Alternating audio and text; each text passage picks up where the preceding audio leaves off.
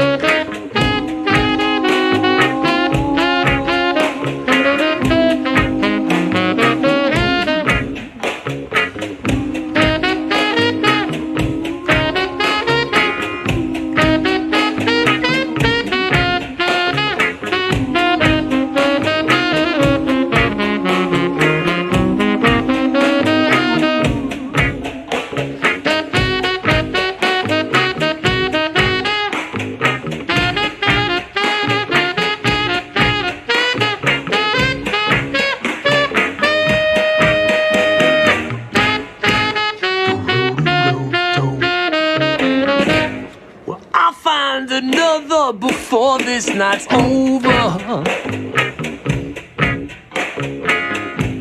Yes, it's called porn, and you don't sound sober. But I'll see you in the supermarket line one day when everything is fine, unless you're coughing.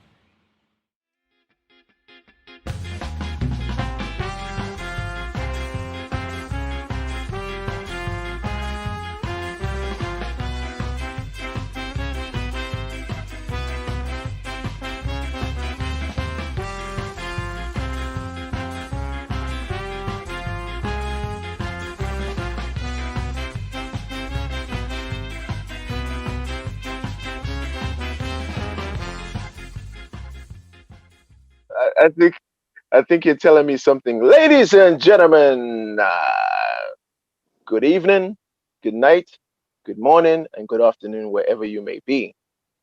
Welcome to another episode of Supernova Saturdays with your host, I, Coolie Ranx. And that guy right there, that's Johnny Bravo.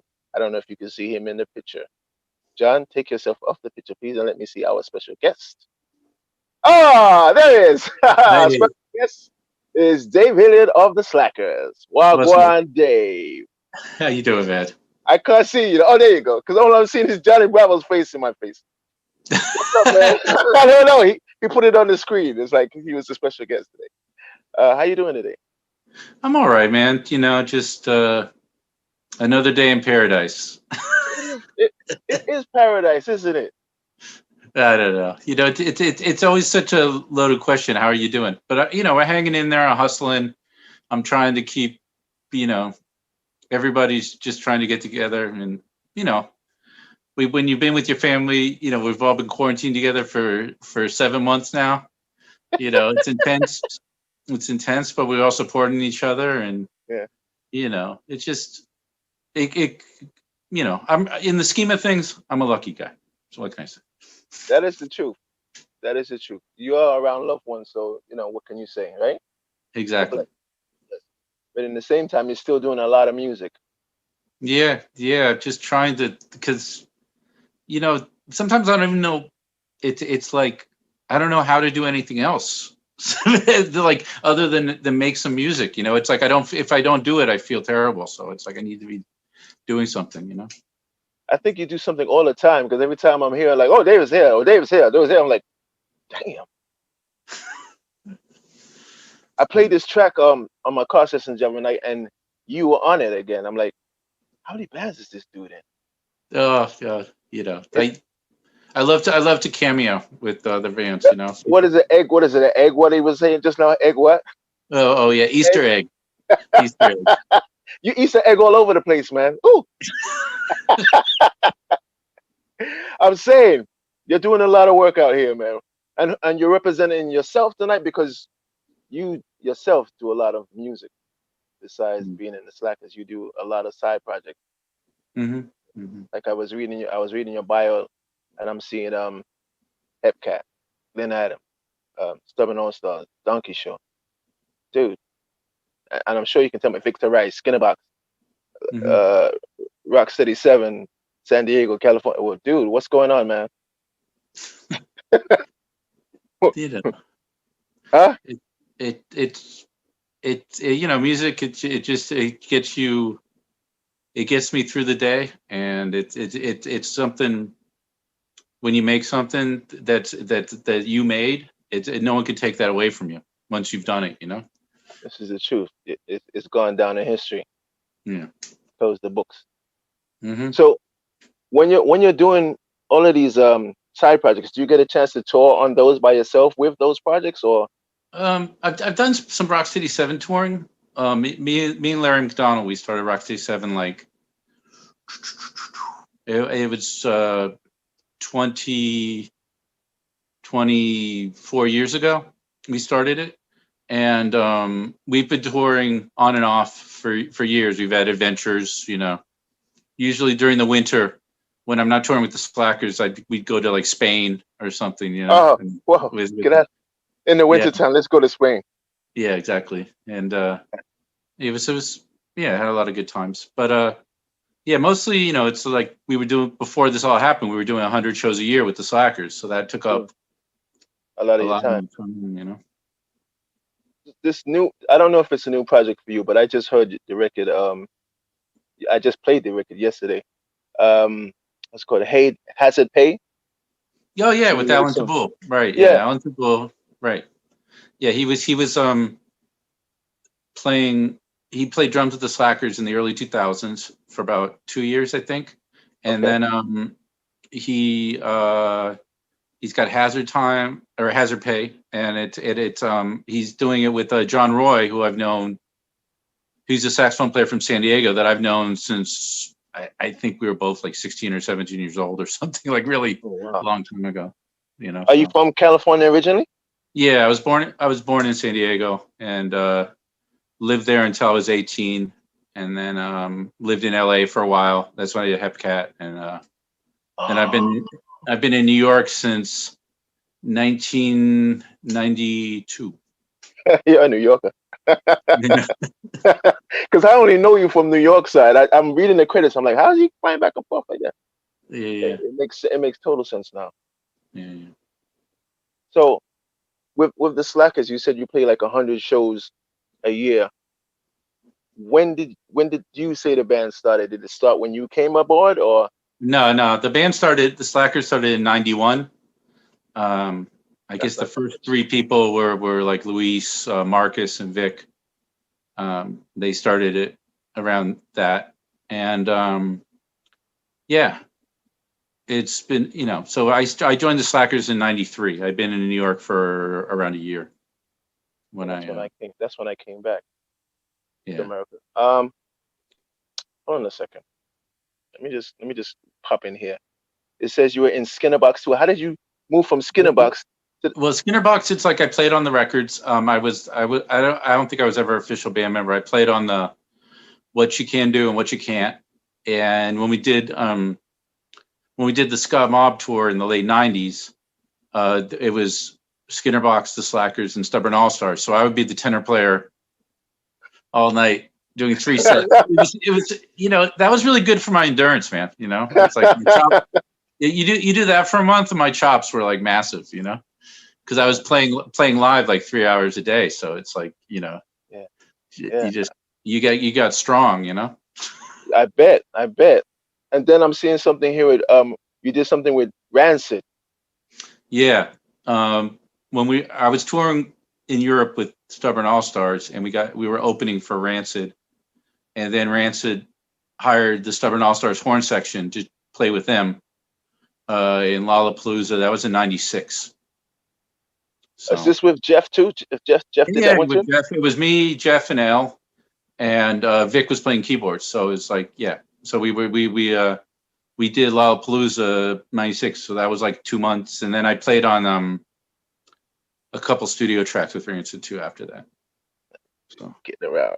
yeah, got around, man. I get getting around, man. You definitely get around. All right, I'm going through this because this is all new to me. I just know you as a Slack. I'm telling you, I'm learning as I'm speaking to you.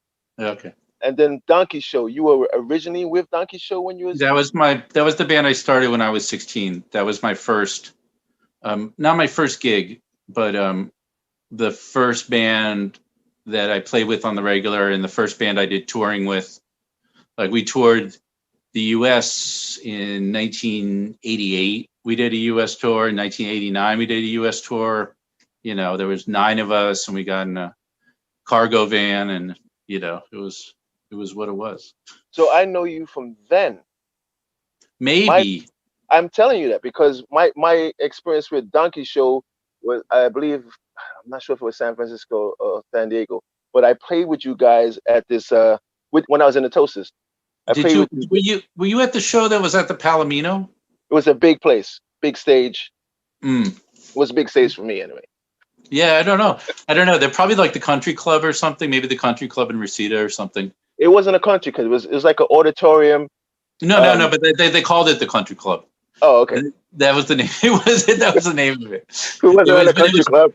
It was like it was a big square box. Yeah. That was it.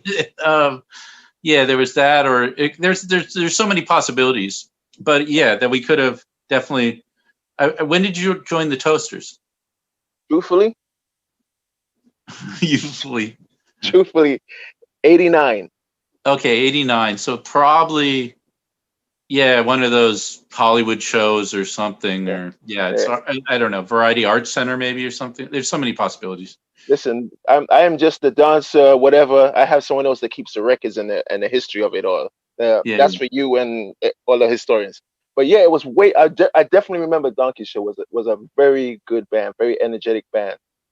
Yeah, I think they had a Dreadlocks dude, very. Yeah, he's doing TV now. He's in if you Breaking Bad. He is. I'm trying to remember the name of the character, but it's like you wouldn't necessarily recognize him. But he's the guy who's always got the screw face on towards the end when they're cooking down in the basement. I will go check it out. I don't watch TV. He's like the enforcer guy. Like it's funny, like, knowing him, that that he's like the scary guy, one of the scary guys in Breaking Bad. Okay. All right. Okay. I'm putting it together there, Dave. Trying to figure it out. And then it says Alexandra Lawrence. What's that about?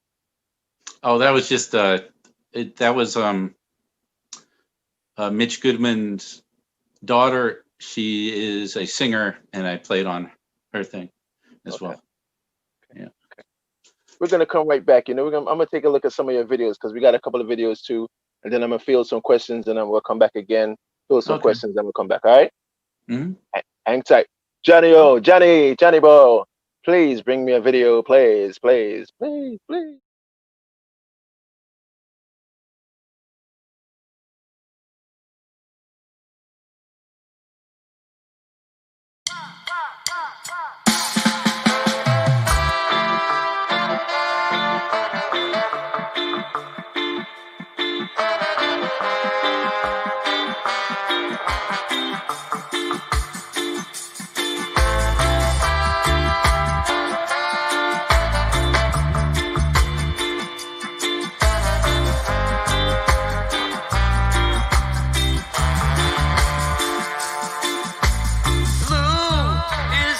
color of my blues.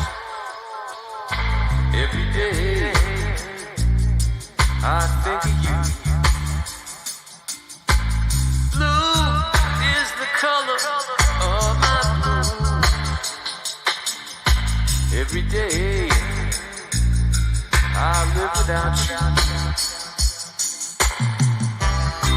Right when a cloud's in the sky, cold north winds blow them by. Big orange sun gives its heat to everyone. But blue is the color in my eyes. Red was the color on our lips. In our first poison kiss. Red was the color in my eyes. On the day we say goodbye. Green, of course, green is jealousy. All that distance forever in between. Cold, lonely darkness between you and me makes the blackest nights that I ever seen.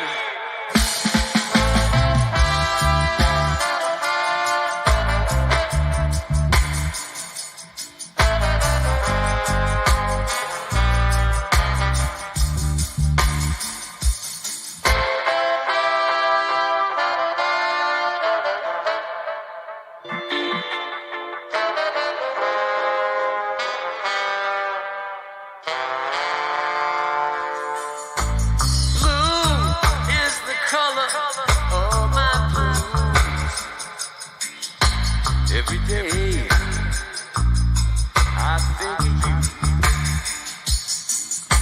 Like gold was the color of my dreams. Gone forever, or so it seems. Blue is the color of my blues. I said blue is the color of my blues. Every day I live without you. Every day.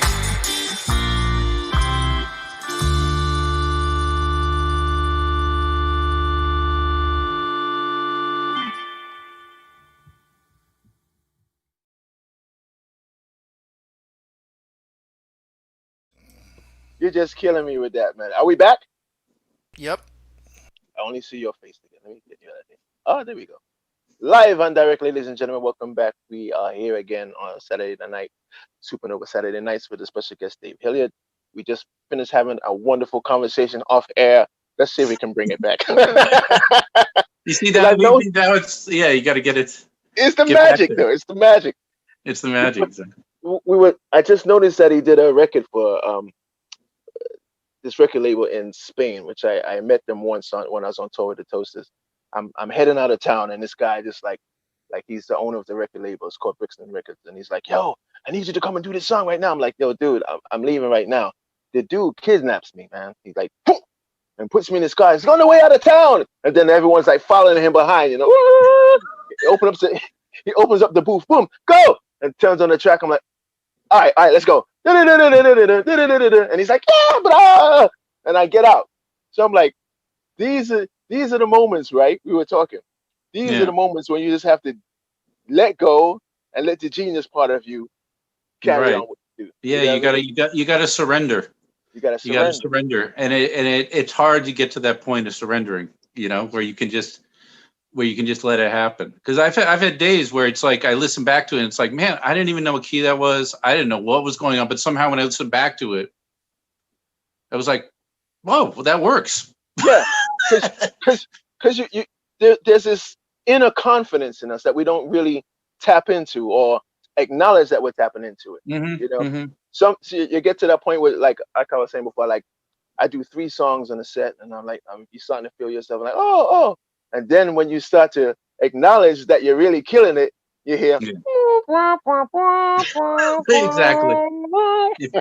Yeah, it's like you did some, like on saxophone. I did a run. I was like, oh man, wow, I can't believe I just did that. And then the next note's going to be a clunker, or I'm going to squeak, or the feedback will hit me or something. That's because you're in your way now. Yeah, yeah. That sort of inner critic, or the evaluation part of your brain gets in the way of it, because you got to just be creating, and it's so hard to get there. You got a free fall. It's just like the free fall, and you just like, oh, you know what? Let it go. Yeah, I love it. It's one, like improvising, because you're basically doing the same thing, right? It's there's parameters, and you have your riffs and stuff, but you're improvising something, and you don't know what's going to happen, next. And sometimes it's like a tune where it's like you didn't know there was a bridge there, and all of a sudden there is, because you never heard it before. Right. And it's but when you're rolling with it and you're just in there, it's like such a powerful thing. Yeah. And it's like if I can be like that for like 30 minutes in a set, it's amazing. Once I get past that 3rd song, right, and I'm like, okay, and I'm not in my way, it's gonna be murder. It's gonna be fire. It's gonna be fire. Exactly. I'm like, if I just let go and like, oh, your steps are right, or you're singing on key, you sound good. The sound system sounds good. Yeah, I can hear myself. If I don't hear myself, it's total disaster. Yeah. That's the hard thing too, because it's like with monitors, like especially if you're on a big stage and it's really loud. Like there's been situations where you literally have the saxophone right next to me. It's a loud horn, and it's like I play loud. I don't think about it because I play with people who are louder than me. So I don't realize until I do like a little jazz gig or something. Yeah. And people are like, oh my God, how loud is this guy? But it's so it's loud power, but then you can't hear it. Like if they really got the bass rumbling or they got something going, and it's like, so yeah, it's a weird thing to play the horn and not be able to hear anything. You just feel the vibrations. I always wear earplugs, so that helps a little bit. I always hear something, but it can be humbling and strange. I've got a question for you. What made you pick up ska as opposed to just playing jazz? Well, you see, I actually started playing ska. That's what I'm asking you. What made you pick ska as opposed to playing jazz? Yeah, well, that's the thing. See, I wasn't a saxophone player until I heard saxa from the beat, and those lilting lines like just caught my imagination, and they made me want to do it. And I got into I got into Madness. I was into all the two-tone stuff, and then I got from then that was my gateway into like Roland Alfonso and Tommy McCook, and this is the stuff that I thought was the coolest stuff. It was like, oh, this is what I want to do. So I've been trying to do bad saxa and bad Roland impressions for years now. But it's so that's what ska and reggae made me want to play music. It made me want to participate. Those are the players that made me want to do it. And then listening to them, they would mention stuff about Illinois Jacquet. Who's Illinois Jacquet? Who's Lester Young? Who are these? So I found out about jazz players. I found out about Latin music. I found out about R&B. I found out about a lot of American music from listening to Roland and Tommy and stuff. It's like they introduced me to stuff that was in the United States that I just wasn't thinking about. And so yeah, it's like I'm a ska and reggae player first, and then the jazz part just happened, and I love it. It's like like Roland and Tommy both love Coltrane a lot, and they got me into Coltrane, so it was like, so it was just talking to them about music, and, they would just, I got to, the fact I got to meet both of them, they're the inspirations, man. So how is that meeting these guys that you've been listening to for like Oh eons? man, it blew my mind because when I got to really hang out with them the most. I guess I met Roland for the first time in the late '80s because he was doing a cameo with my band Donkey Show. Mm. Somebody paid for us to do a show together, and so a couple of us got to back him, and then he recorded with us. And yeah, so I just listened to him play like in person, and it was like wow. And then a couple years later, Hepcat got to open up for the Scatolites for 2 weeks. Mm. And that was like, that was like going to school. That was like, you just wanted to get there so you could be around them. It was like, it was, yeah, it was great. And then they, and they were all, the thing I appreciated, right, is that they would tell me stuff. Like I remember Roland coming to sit in with the Slackers, right? And he's like, hey, Dave. And then he hits me on the shoulder. He's like, you're flat. Push in, man, you're flat. It's not like I appreciate that not everything I did was great. They were like, okay, if they liked it, they liked it. But then they would tell me when I was screwing up. So I appreciated that. Yeah. Yeah, exactly. All those noises. Right. The first time he did that, yeah. And he does that, and like you feel like you're the $1 million because he's like digging in something you're doing so much. Oh man, what a character.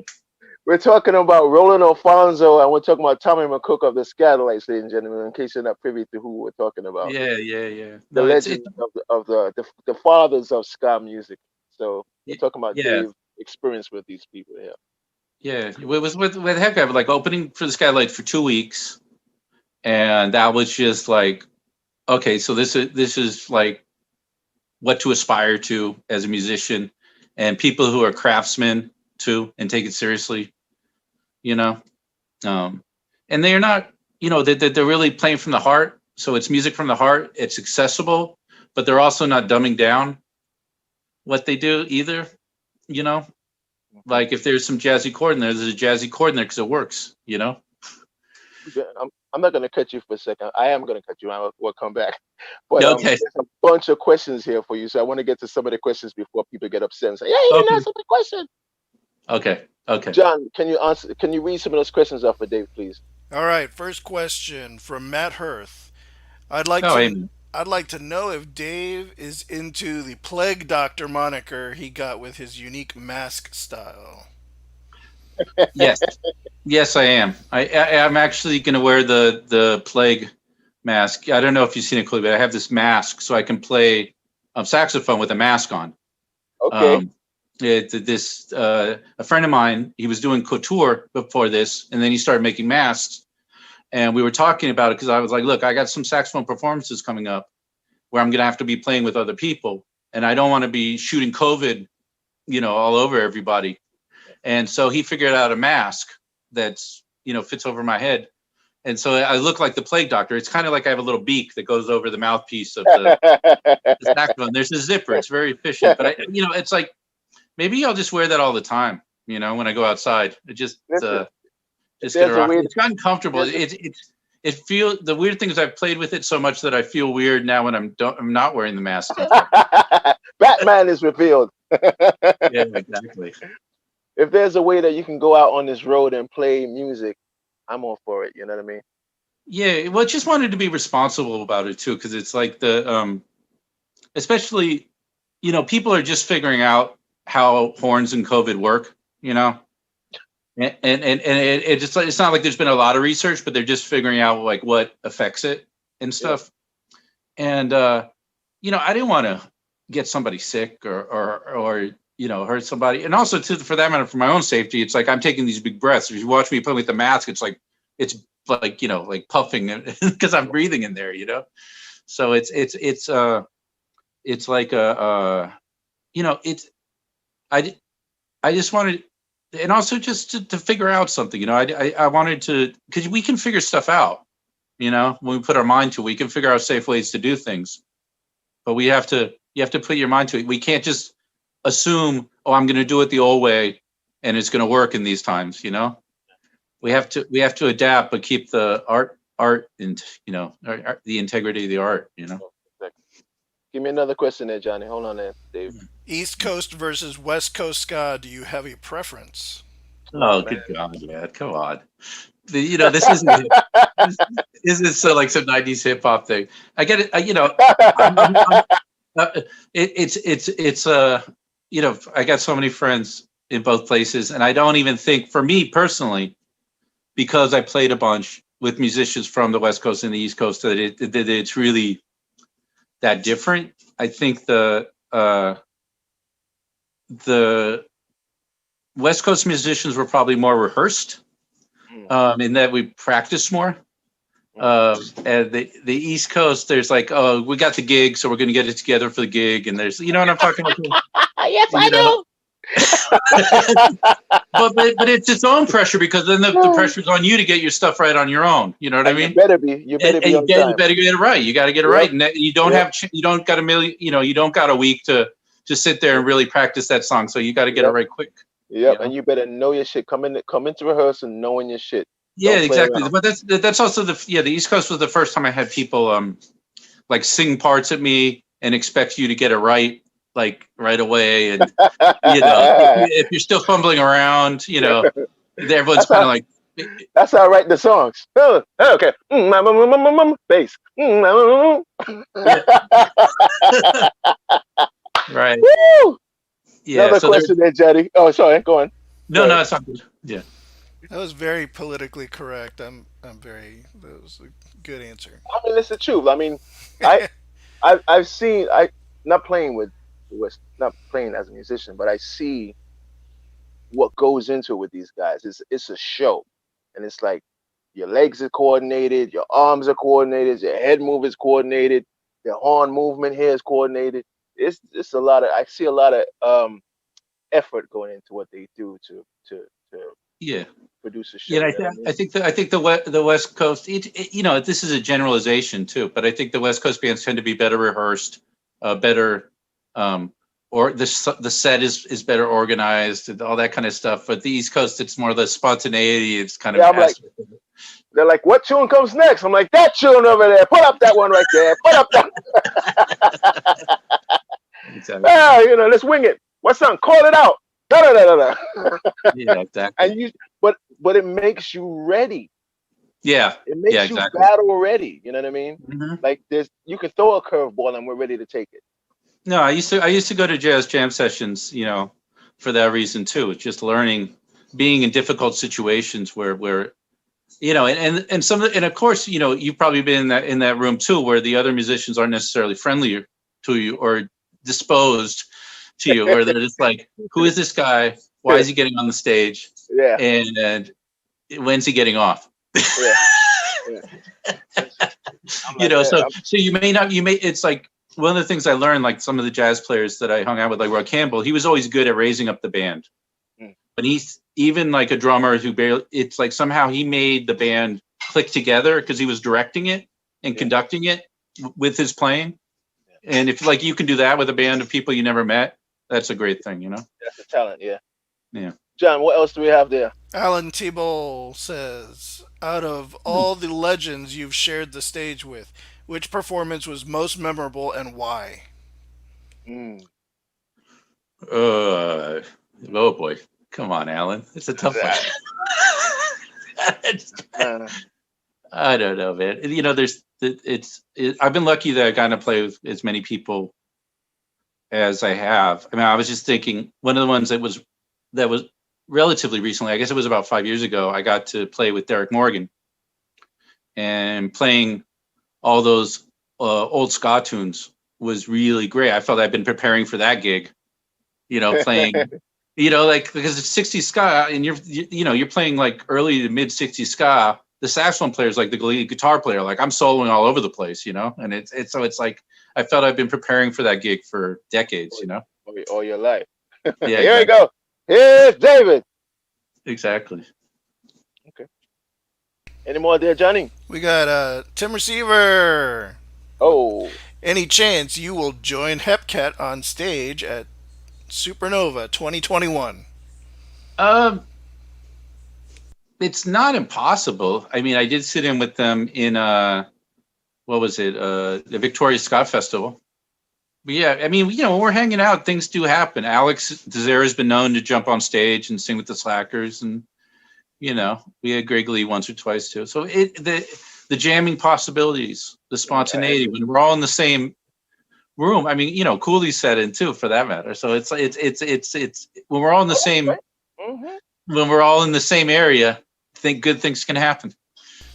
Lots of good collabs happened at the past Supernovas for sure.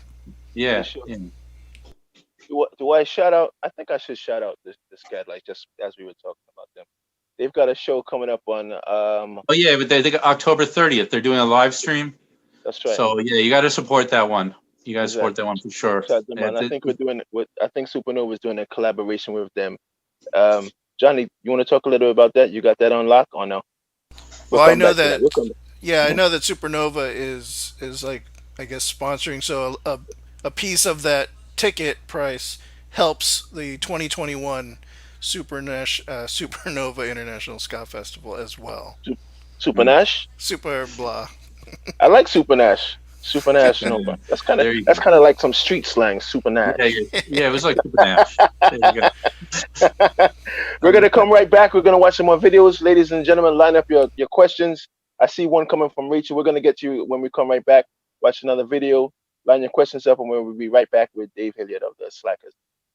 One again.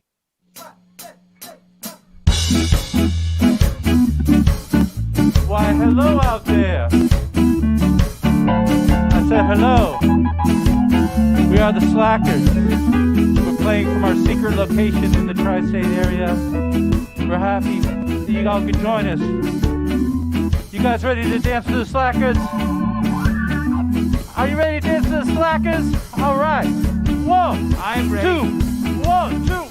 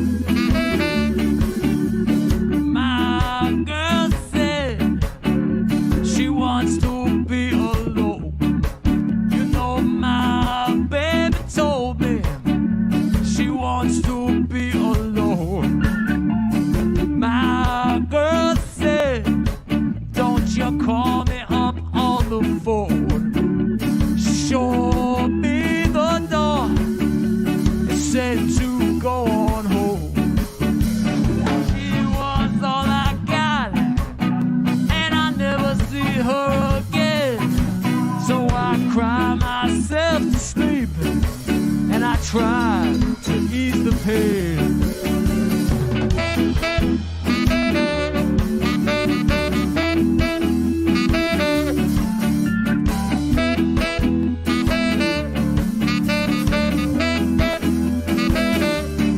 I said, please, baby, tell me what did I do wrong? I said, please, baby, tell me where did I go wrong?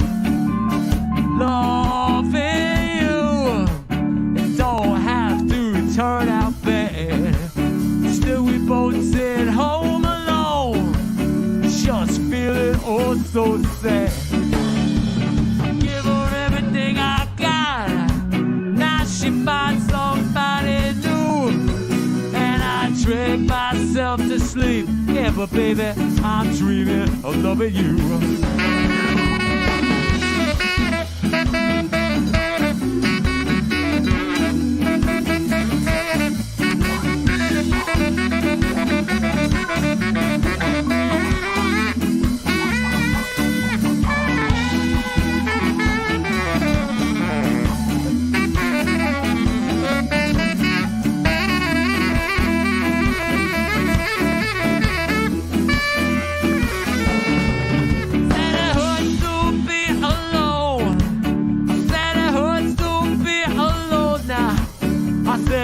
To be alone.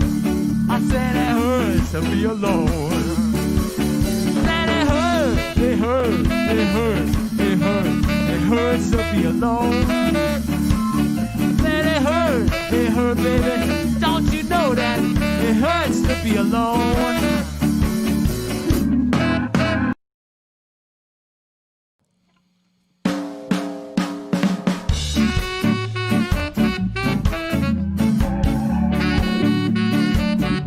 So is Glenn Pine, actually, right? Glenn Pine has Uncle Manuel. Right? Maybe that's his dad's name or something, right?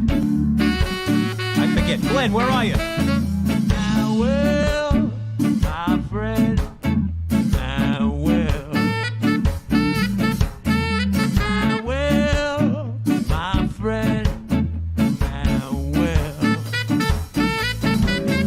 We will, my friend. And I will. You're good as far as I can tell. Please mind what you got. She's tough, talks too hot. She's fine, and you're not. Well, I'm sorry, man.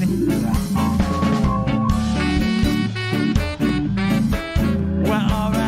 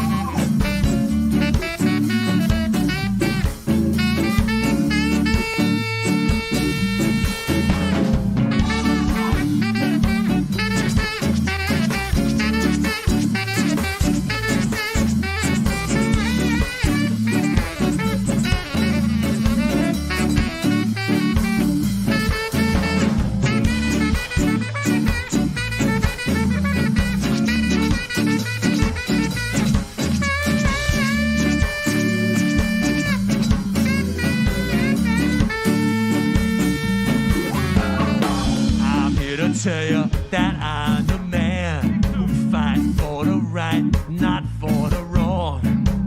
I'm going here, I'm going there. I'm doing this, I'm doing that. I said soon you will find out the man that I'm supposed to be.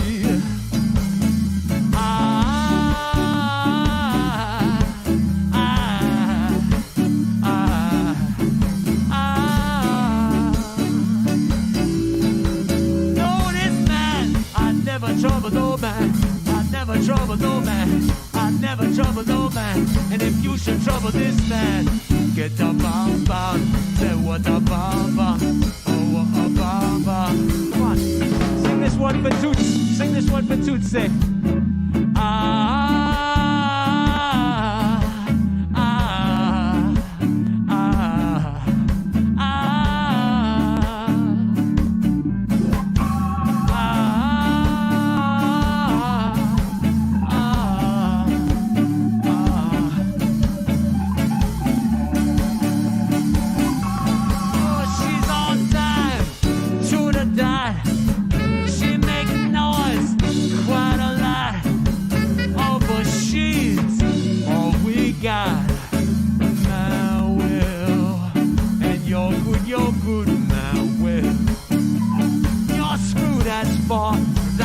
tell, but you're good now, well, my friend, now, well, my friend, and now, well, now, well, now, well, what's in my will? Good as far as I could tell.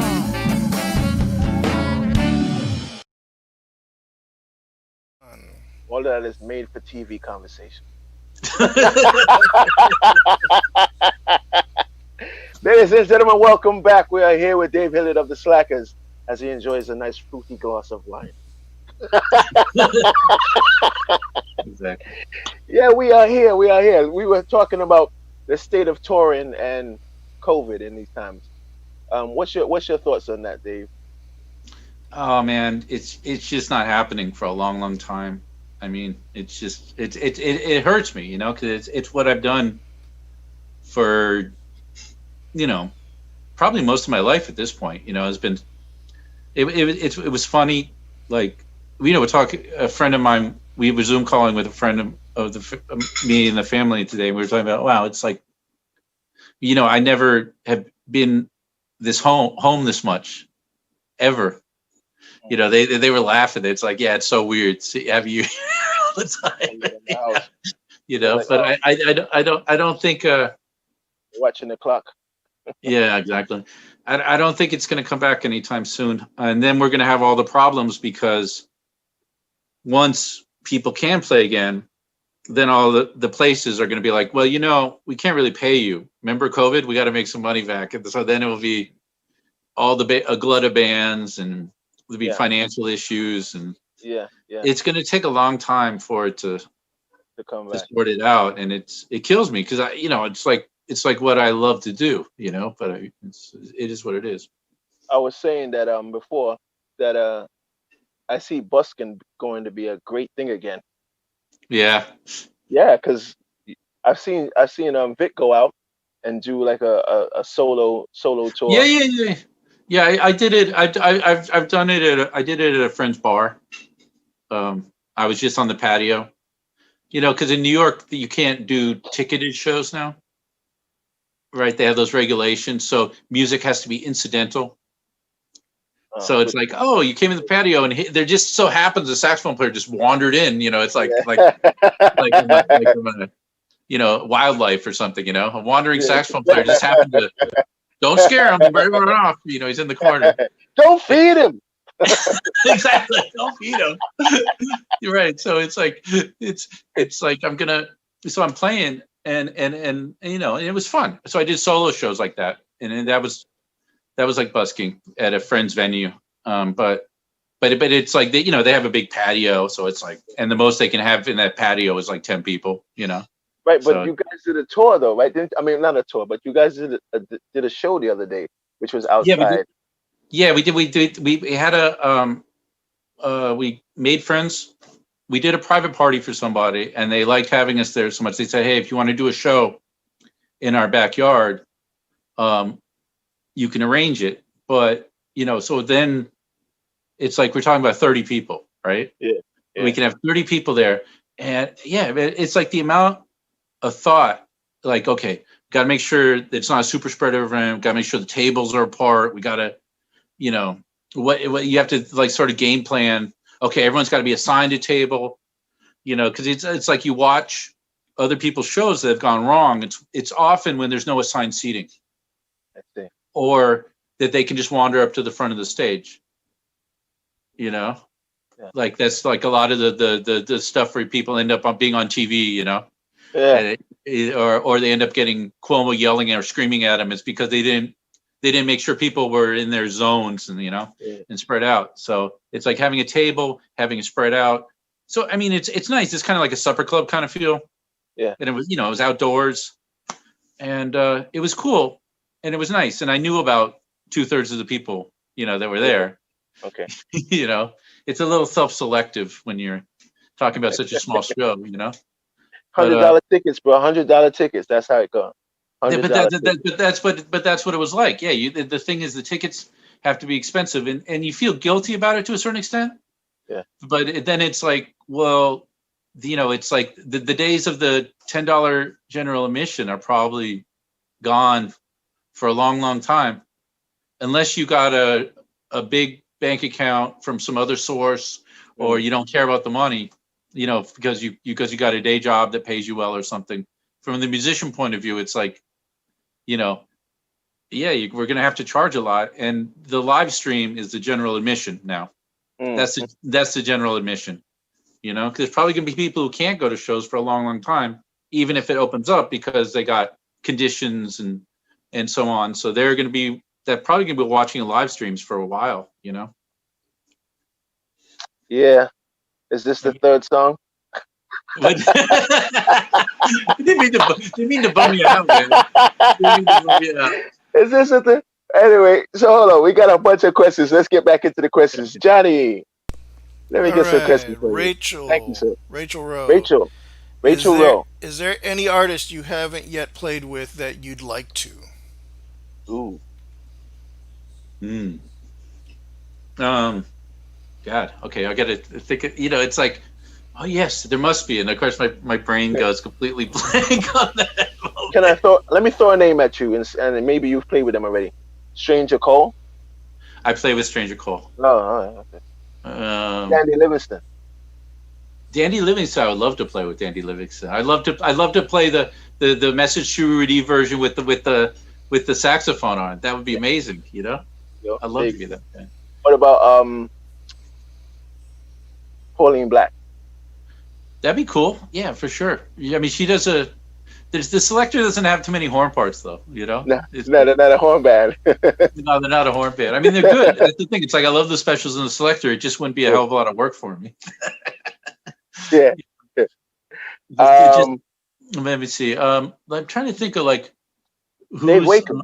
Dave Wakeland. I did the beat. Madness. Oh man, I would love to do that. I mean, I would feel really weird because, he's one of my idols. Lee Thompson was one of my idols. So it's like, I don't even know how you'd fill those shoes. That would be just weird, Well, Lee, right? Lee is crazy. Yeah, he's crazy, and he's such a character in his energy, and it's just like I don't know how I could possibly, like I'm a much more like low key person than he is, Yeah. So, oh my God.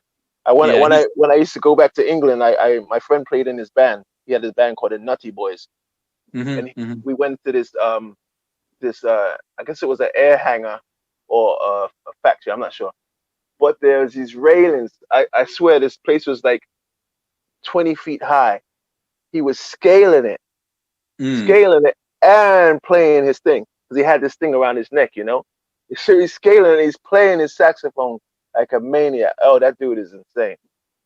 I was like, but I'm nah. Yeah, I mean, it's just the funny thing is, you see, I can't really play the way he plays. I can do, my style is closer to Roland or Saxa, and I had to find that out. I spent a lot of years trying to play Madness parts. I can never quite get the right attack, And he's just got a certain attack that it doesn't. I just don't got it. I don't know what it is. It's that's. Have you ever had like that happen? Like you're trying to do somebody's style and you just can't do it. They wanted me to do Rankin Roger. That's the thing, and I was like, I'm gonna stay in my lane. My lane is right over here. My lane is here. That's them. We got some more questions for you. We got a bunch more questions. Hold on. Oh my God, we're coming down to the end. We're gonna keep talking. Yeah. We're gonna grab some more questions. We're gonna run a little bit later because I want to keep talking to you. Yeah, Let me get some of those questions there, John. Right, we got our favorite question here from Chris Jabari. Okay. Favorite Slacker song? Oh, which baby do you like? Yeah, exactly. Yeah, the most recent single, of course. Okay, yeah. Of course. No. That is. Yeah, right. Exactly. But it's I guess maybe Old Days is the tune that I wrote that came out the most true to me. I think like how I play the song Old Days is probably the closest, and then lyric wise maybe Dave's Friend or or Truth Comes Knocking are probably like better. My when I write lyrics, those are probably my better lyrics. Next, John. Question from Matt Hirth: are there any songs that you absolutely dread playing? So we went from one spectrum to the other here. That's a state secret. Okay. Next. Christine. Don't put them on the spot, man. Don't put them on the spot. Christine Vasica is asking, in one of the Slacker Zoom panels, Dave had to break in and say, "Hey guys, focus." How often does that happen? You'd be surprised. That's one of my jobs in the band. Is I'm the pain in the guy who's like, hey, we got 30 more minutes of rehearsal, or hey, target. We should do something here. Yeah, exactly. Next. Let's see. Terry Gunnell Black asks, why did you choose to play the tenor sax instead of, say, the alto primarily? I actually started on alto, and it's fun, but I feel like the tenor is more my personality. Once I got a chance to play, I was in school band and they had a tenor there, so I was able to get, and it just fit me better. It was more my sound. Any more, John? Yep. Huh? We got one more here. Marcia Drumright. When will you be playing with Larry McDonald again? We're actually doing a party, a private party. Yeah, it kills me. It's like just not being able to play with people how you want, and when you want. I don't know when the next public performance is going to be, We're making a new Rocksteady 7 album, though, so it's like we've been working on stuff. And, I talked to him. Larry's amazing. Larry's like, he's just a force, So, yeah, I miss his energy. We got to play one private party, a backyard party in quarantine, and that was great. It was just me, Vic, and Larry. We did it as a trio. And then I'm going to play with Larry again on Halloween. You know what we're going to do? We're going to run your last video. I'm going to come back to you. Okay. There's one more video. Yes, John?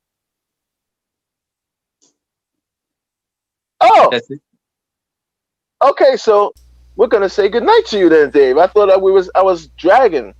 Oh, no, you're doing good, man. All right. But, ladies and gentlemen, yes? Yeah, so that we should work out a cameo now that we found out that we actually, live within walking distance from each other. There we go. We live down the road from each other. New York is such a big place, and everyone's going back and forth, but we're just minutes away from each other, so we're actually going to do that. There is one other question I see. It came from a Marcia Drumright. Did you see that, John? I haven't seen it yet. Hold on one second. No, it's the same question. No worries. Oh, here's one. There's one that popped up. Okay. Nathan Peters is asking, how do you guys balance home life and touring?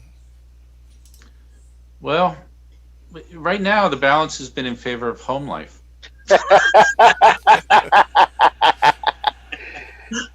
Skewed way over on home life right now. Exactly, the scale is tipped in home life. I think the question is more, how does my family deal with me when I'm not touring? They think it's, like I said, they think it's so strange to have me around. They're like, as Dad's much. Secret agent. Yeah, it's like are you going to leave at some point and go somewhere? Dad's on another mission. Exactly. Here's one that popped up. What's your favorite place to play, and why is it Puerto Rico? It was Puerto Rico. That was a crazy show. I only played there once with the Slackers, and I'd like to go back again. That was one of those shows where it was difficult. I had a lot of like sound issues the one night, and then the second show we played like a smaller show, and I played a little better. But I'd like to come back. Actually, I have a score to settle. I want to come back. So I want to. When you had that feedback day, when you really look forward to a show and you have that feedback day. Yeah. Yeah, that was my day in Puerto Rico. Was that day? It's like no matter what you do, it's just like it's like you can't even. It's just like something's working good. So I need to come back to Puerto Rico and show you that I can actually play notes. I feel that way about Venezuela. I'm so sorry. That's my apology. So sorry.